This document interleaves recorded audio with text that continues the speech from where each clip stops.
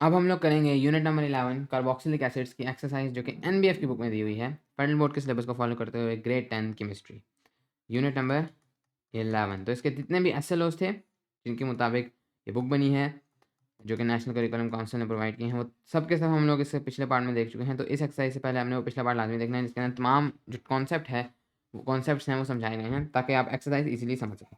So number 1 सबसे पहले हमारे पास है MCQs. Number 1 MCQ, what is the product of the reaction between ethanoic acid and sodium carbonate. तो अगर हम लोग एथेनोइक एसिड और सोडियम कार्बोनेट की रिएक्शन करें तो उनके पास क्या होगा प्रोडक्ट, तो हमें ईजिली पता है सॉल्ट होगी एक, और इसके हमने नाम देना भी सीखे थे। बट अगर हम एथेनोइक एसिड और सोडियम कार्बोनेट की रिएक्शन करते हैं तो हमें पता है कि ये जो सोडियम है ये आपके पास इसको रिप्लेस कर देगा इसके हाइड्रोजन को, तो ये आपके पास बन जाता है सोडियम इथैनोएट। तो सोडियम इथैनोएट और सोडियम जो आपके पास इथैनोएट है, ये चीज़ वैसे इन्हें नहीं करनी चाहिए थी लेकिन इन्होंने आपके पास जो नाम दिए हैं उसके अंदर उन्होंने जनरल नेम यूज़ कर लिया है। अब ये जो इथैनोएट वाला हम लफ्ज़ यूज़ करते हैं आपको पता है एथ हम लेते हैं 2 के लिए। अब एथ ये है आपके पास आईयूपैक नेम, यानी ये जो सिस्टमैटिक नेम है आप खुद से इनको नाम देते हैं। ये जो नाम है दूसरे वाले आपको याद करने पड़ते हैं, बट एनीवेज जिनकी इथैनोएट की जगह पर आप लोग एसीटेट भी यूज़ कर सकते हैं, दोनों का मतलब एक ही है। तो आपके पास इसका जो आंसर है जैसे सोडियम एसीटेट, सोडियम एसीटेट और सोडियम इथैनोएट एक ही चीज़ है। बस आप ये 2 याद रख लें, इथैनोएट की जगह एसीटेट और मिथैनोएट या मेथ की जगह पर आपके पास होता है फॉर, या जैसे मिथैनोएट की जगह पर फॉर्मेट। बस ये 2 मेरे ख्याल में इससे ज़्यादा पर इस लेवल पर आपसे नहीं कहा जाएगा। इसके बाद जो हमारे पास एमसीक्यू है वो है which catalyst is used in the esterification reaction between a carboxylic acid and an alcohol. Esterification reaction में कौन सा कैटलिस्ट यूज़ होता है, मैंने आपको बताया था this was sulphuric acid. Okay, what is the main component of vinegar. So जैसे हमने देखा था दिस वाज एथेनोइक एसिड। हाँ, कभी-कभी आपको यहाँ पर एसिटिक एसिड भी मिल सकता है, ये दोनों सेम चीज़ें हैं। जैसे मैंने आपको बताया एसे वाला जो है और एथ, ये दोनों एसिटिक, वैसे ये आईयूपैक नहीं है, ये जनरल नेम है, तो आपने कोशिश करनी है आप इस वाले फॉर्मेट में हैं, लेकिन अक्सर आपको ये भी दिया जाता है। वैसे इसको एसिटिक एसिड भी कहा जाता है। करेक्ट नेम एथेनोइक है, यानी आईयूपैक एथेनोइक है। What gas is produced when a carboxylic acid reacts with a metal. हमने देखा था दैट वाज हाइड्रोजन गैस। कोई भी एसिड मेटल के साथ रिएक्ट करे हाइड्रोजन ही होती है। Which compound is formed by the bacterial oxidation of ethanol, that was ethanoic acid.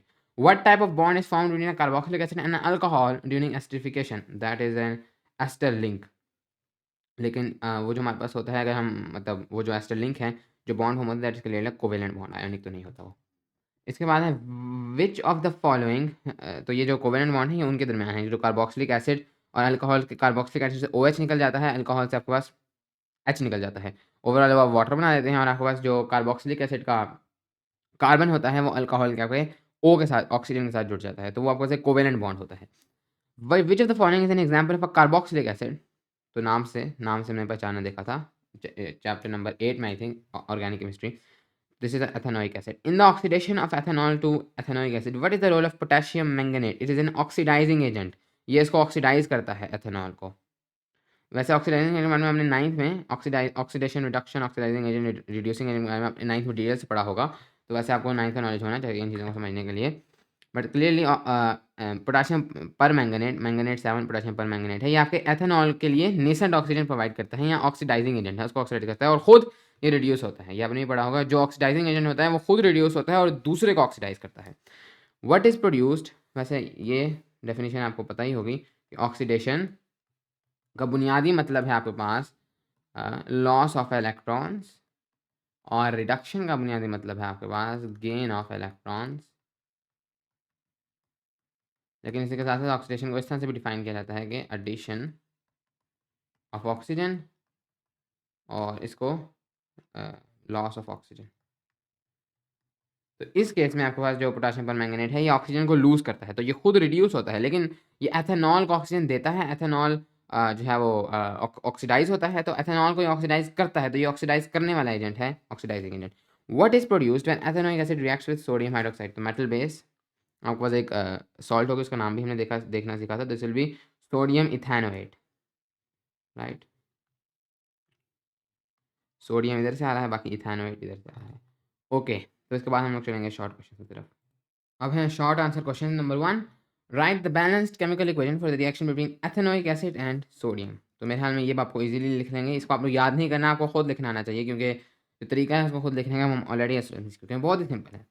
मैं यहाँ पर लिख देता हूँ, आपके पास है इथेनोइक एसिड, तो सबसे पहले उसका फॉर्मूला CH3COOH, राइट, 2 कार्बन और बाकी आपके पास तमाम बॉन्ड्स कंप्लीट हैं। सो इसको हमने रिएक्ट करना है विद सोडियम। हमने देखा था कि जब भी एक कार्बोक्सिलिक एसिड एक मेटल के साथ रिएक्ट करेगा तो क्या होगा, आपके पास फॉर्म हो जाएगा CH3। और आपने इसको कुछ भी इस चीज़ में याद नहीं करनी है, आपको खुद ये बनाने आना चाहिए। तो आगे सोडियम की आपको ऑक्सीडेशन स्टेट खुद पता होगी, तो ये तो आपको कम से कम ये तो आपको याद ही होगा। सोडियम किस ग्रुप में है, सोडियम पहले ग्रुप में है पीरियोडिक टेबल में, पहले ग्रुप वालों की +1 होती है। ये हो गया +1। और जब आप ऑफकोर्स दिस इज 0, जब आप इसके अंदर से H की है +1, जब इसके अंदर से +1 निकाल देंगे तो इसमें -1 रह जाएगा, तो ये हो जाता है -1। -1 इसका +1 इसका तो कैंसिल हो गया, कुछ भी नहीं, तो ये हो जाएगा इसी तरीके से। कोई यहाँ पर इस तरीके से 1 या इधर आपके पास कुछ नहीं आएगा, प्लस बाकी आपके पास बचता है वाटर, राइट, नहीं बाकी आपके पास बचती है हाइड्रोजन गैस। बाकी आप देख लें बैलेंस है, तो यस नहीं बैलेंस नहीं है, यहाँ पर 2 है, यहाँ पर ये सिर्फ 1 है, तो आपको यहाँ पर एक 2 लगाना पड़ेगा। जब आप यहाँ पर एक 2 लगाते हैं तो फिर सब कुछ अगर आपको बैलेंस करना है, यहाँ पर एक 2 लगाया, ये तो आपके 2 हो जाएंगे, लेकिन ये जो है आपके पास फिर इससे ये वाली चीज़ 2 हो जाती है, यहाँ पर ये 2 नहीं है, तो आपको यहाँ पर भी एक 2 लगाना पड़ेगा और इस तरीके से यहाँ पर भी एक 2 लगाना पड़ेगा, तब जाकर ये चीज़ आपके पास बैलेंस हो जाएगी। सो बैलेंस रिएक्शन ये है आपके पास जो उन्होंने आपसे पूछी थी, बहुत ही सिंपली ईजिली आप इसको कर सकते हैं, इसमें कुछ याद करने की जरूरत नहीं है।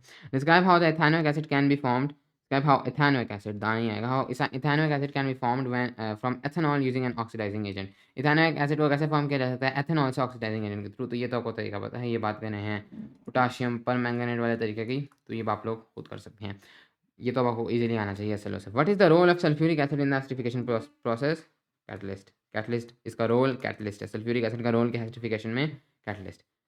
Name the salt formed when ethanoic acid reacts with sodium carbonate. अगर इथेनोइक, अच्छा ये जो सॉल्ट थी इसका नाम क्या था, इसका नाम है sodium ethanoate. Name the salt formed when ethanoic acid reacts with sodium carbonate. अगर इथेनोइक एसिड सोडियम कार्बोनेट के साथ रिएक्ट करे तो आपको सॉल्ट कौन सी प्रोड्यूस होगी, तो आप रिएक्शन में लिख सकते हैं, वरना तो बहुत ईजी है।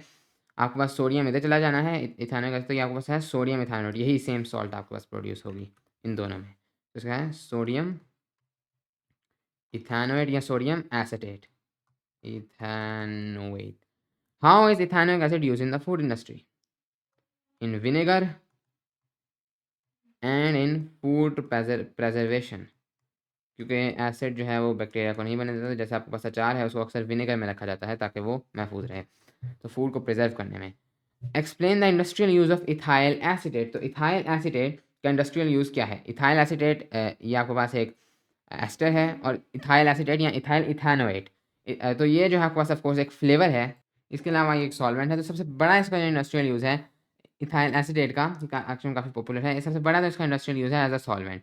इथाइल इथेनोएट बहुत ज़्यादा आपके पास यूज़ होता है नेल पॉलिश में, पेंट्स में, इन चीज़ों में बहुत ज़्यादा इथाइल इथेनोएट यूज़ होता है। नेल पॉलिश रिमूवर में इस्तेमाल होता है, पेंट्स में, पेंट कोटिंग में, प्रिंटिंग इंक्स में, इन सब चीज़ों में आपके पास इथाइल इथेनोएट या इथाइल एसिटेट आपके पास यूज़ होता है। इसके अलावा वो आपके पास फार्मास्यूटिकल्स में भी यूज़ हो सकता है as a drug, as a solvent. और इसके बाद फूड इंडस्ट्री में ये आपके पास एक फ्लेवरिंग एजेंट है। जो इथाइल इथेनोएट है इसकी जो स्मेल है वैसे ही आपको याद रखने की ज़रूरत नहीं है, हर एस्टर की डिफरेंट होती है। ये एक एस्टर है, इसकी मैंने आपको बताया था स्वीट स्मेल्स होती हैं। इसे एक पाइन एप्पल टाइप इसका फ्लेवर होता है, तो अक्सर फ्लेवर ड्रिंक्स या फ्लेवर्ड चीज़ों के अंदर इसको यूज़ किया जाता है। Right the chemical equation for the acidification reaction between methanol and ethanoic acid. इसकी आपको केमिकल इक्वेशन लिखनी है मेथनॉल और इथेनोइक एसिड की, ये अब आपको खुद लिखनी आनी चाहिए, क्योंकि इसमें याद कुछ नहीं करना, आपको खुद से बनानी है, तो ये मैं लिख देता हूँ। तो सबसे पहले मेथनॉल, सिर्फ एक आपके पास कार्बन होगा, तो एक कार्बन है ऑफकोर्स उसके साथ एक तो OH होगा, क्योंकि ये एक वो है अल्कोहल। बाकी आपने इसके अंदर बॉन्ड्स पूरे करने हैं, बॉन्ड्स पूरे करने के लिए आपको क्लियरली यहाँ पर एक H2 लगाना पड़ेगा, क्योंकि एक तो इसने इसके साथ किया हुआ है, तो ये हो जाता है वो CH2OH। This is methanol, plus आपने इसके अंदर रिएक्ट करना है इथेनोइक एसिड को, विच इज CH3COOH। जब आप इसको रिएक्ट करते हैं तो फिर आपके पास क्या चीज़ फॉर्म होगी, तो ऑलरेडी हमें पता है ये एसिडिफिकेशन रिएक्शन है। आपके पास एक तो फॉर्म हो जाएगा वाटर, जैसे हमने देखा था, बाकी आपके पास एक एस्टर फॉर्म हो जाएगा, ये आपके पास है दिस वन इज एथेनॉल, और दिस इज इन मेथानोइक एसिड। तो आपके पास जो एस्टर फॉर्म होगा दैट विल बी इथाइल, नहीं मिथाइल, हाँ इथाइल नहीं, this is methanol, this is methanol and this is ethanoic acid. तो हमें पता है हमने किस तरह से नाम देना है एस्टर्स को, ये हो जाएगा हमारे पास मिथाइल इथेनोएट। तो हमारे पास जो एस्टर फॉर्म होगा that will be methyl ethanoate, आप उसको लिख भी सकते हैं। ये जो आपके पास COOH है, ये OH आपके पास यहाँ से ख़त्म होगा, ये कुछ बन जाता है इसका फार्मूला CH3CO, और फिर ये आगे जाकर जुड़ेगा इस ऑक्सीजन के साथ, ये H भी ख़त्म हो जाएगा, O O और फिर आगे जाकर CH2, राइट। इस तरीके से आपके पास ये होगा और क्लियरली ये आपके पास एक एस्टर लिंकेज है या एस्टर का फंक्शनल ग्रुप है। ओके, इसके बाद वो आपको कहते हैं what happens when a carboxylic acid reacts with the base provide a general reaction. अगर कार्बोक्सिलिक एसिड बेस के साथ रिएक्ट करे तो एक जनरल रिएक्शन बताएं। कोई खास आपके पास कार्बोक्सिलिक एसिड नहीं, एक जनरल रिएक्शन क्या होगी अगर आपके पास एक कार्बोक्सिलिक एसिड रिएक्ट करे विद द बेस, तो जनरल रिएक्शन लिख लेते हैं। हमारे पास आर है, R-COOH, ये जनरल आप कह रहे हैं कार्बोक्सिलिक एसिड कोई भी हो सकता है। ये आर आपको सब कुछ अल्काइल है। अगर आप इधर लगा देते हैं एक H तो ये आपके पास बन जाएगा मिथानोइक एसिड। अगर आप इधर लगा देते हैं CH3 तो ये आपके पास बन जाता है इथानोइक एसिड।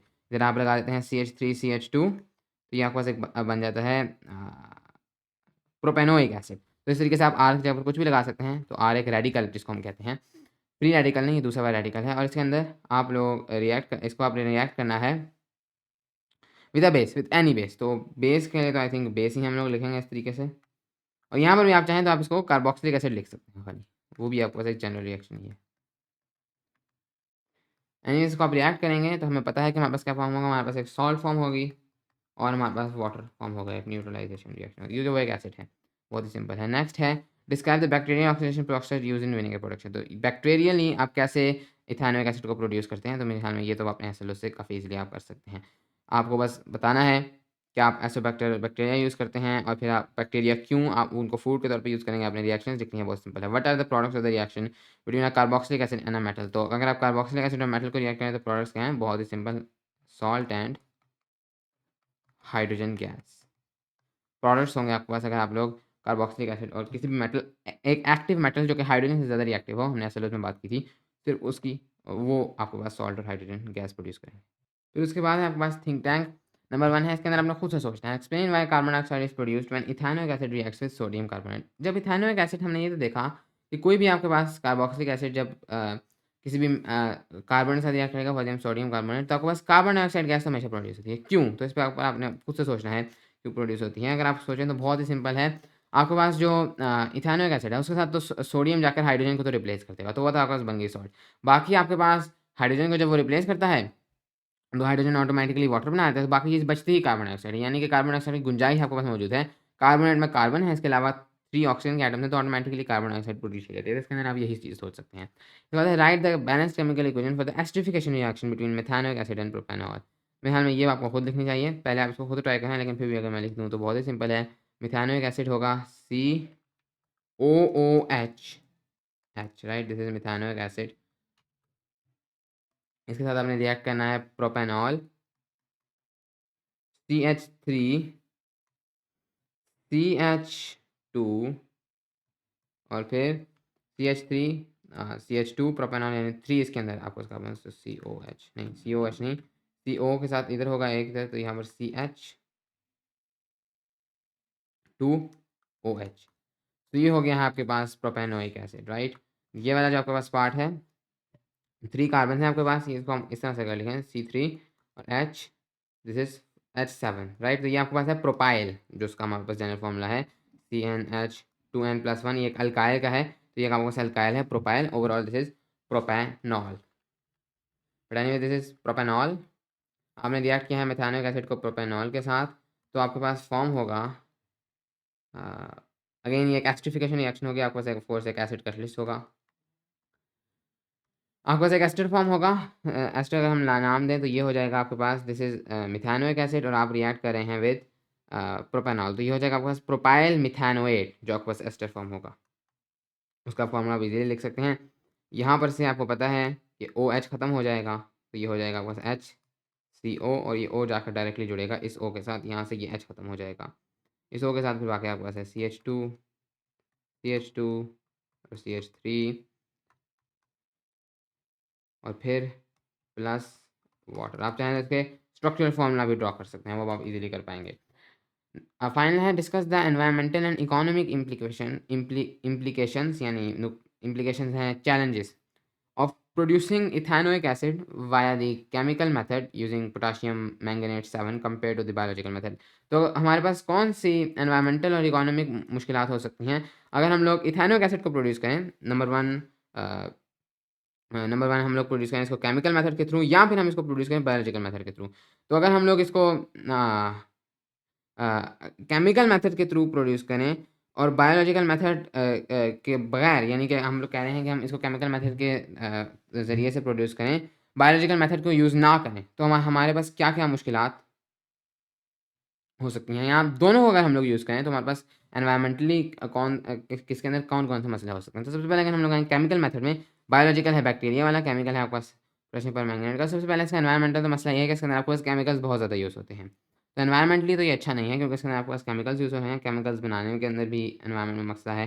इसके अलावा केमिकल्स डेंजरस होते हैं और पोटेशियम मैंगनेट वगैरह भी, इनको जब आप यूज़ करेंगे तो वो डेंजरस होंगे। इकोनॉमिक अगर हम लोग बात करें तो ज़ाहिर है, अगर आपने इसको बेचना है, यानी कि इथाइलिक एसिड को आपने बेचना है केमिकल मेथड और बायोलॉजिकल मेथड में, तो हो सकता है केमिकल मेथड आपके लिए ज़्यादा मुफ़ीद रहे, क्योंकि वो आप बहुत फ़ास्ट तरीके से प्रोड्यूस कर पाएँगे। जहाँ तक बात है बायोलॉजिकल मेथड की, तो बायोलॉजिकल मेथड तो एक होम मेड तरीका है, यानी कि आपने जो घर में ही आपने अगर प्रोड्यूस करना है इथाइलिक एसिड, तो वो जल्दी से आप प्रोड्यूस कर पाते हैं।